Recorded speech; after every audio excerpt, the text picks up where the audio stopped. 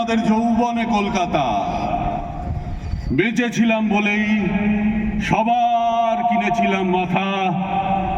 আর তাছাড়া ভাই, এই শহুরে আমরা যেই মুহূর্তে যৌবনে পা রাখলাম, জীবনের কাটা ছেঁড়া শুরু হয়ে গেল।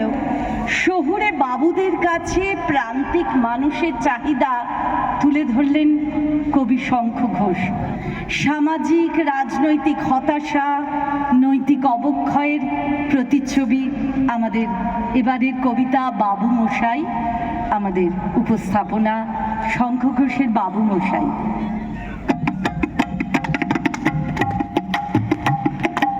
সবাই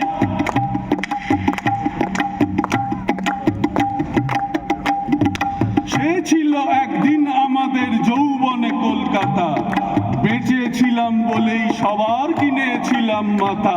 আর তাছাড়া ভাই,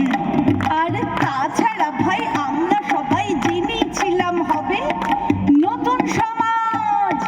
নতুন সমাজ চোখের সামনে বিপ্লবে বিপ্লবে যাবে খোলনলিচা। খোলনলিচা পাল্টে বিচার করবে নিচু জনে। কিন্তু সেদিন খুব কাছে নয়, জানেন সেটা মনে। মিত্র বাবু মশাই বিষয় আশয় বাড়িয়ে যান, তাই মাঝে মধ্যে ভাবেন তাদের নুন আনতে পান। তাই নিত্য ফুরোয় যাদের সাদাল্লাদের শেষ তলানিটুকু চির টাকাল রাখবো তাদের পায়ের তলার কুকুর। সেটা হয় না বাবা বলেই থাবা বাড়ান জাতেক বাবু। কার ভাগে কি কম পড়ে যায় ভাবতে থাকেন ভাবুক অমনি দুচোখ বেয়ে অলপ পেয়ে ঝড়ে জলের ধারা। বলেন বাবু বিপ্লবের সব মাটি সাহারা। কুমির কাঁদতে থাকে আয় আমাকে নামা বলে। কিন্তু বাবু আর যাব না চড়াতে জঙ্গলে। আমরা ঢের বুঝেছি খেদি পেঁচি নামের সব আদর। সামনে গেলেই ভরবে মুখে প্রাণ ভরে তাই সাধক। তুমি সে বন্ধু না যে ধূপ না জলে হাজার চোখে। দেখতে পাবে তাকে সে কি যেমন তেমন লোকে। তাই সব অমাত্য পাত্র মিত্র এই বিলাপে খুশি।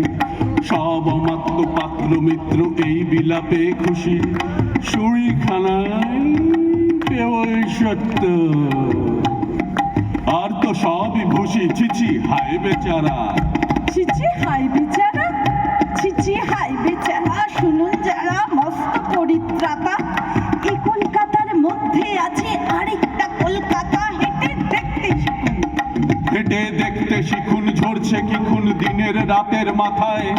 আরেকটা কলকাতায় সাহেব, আরেকটা কলকাতায়, আরেকটা কলকাতায় সাহেব, আরেকটা কলকাতায় সাহেব, আরেকটা কলকাতায় সাহেব বাবু মশাই।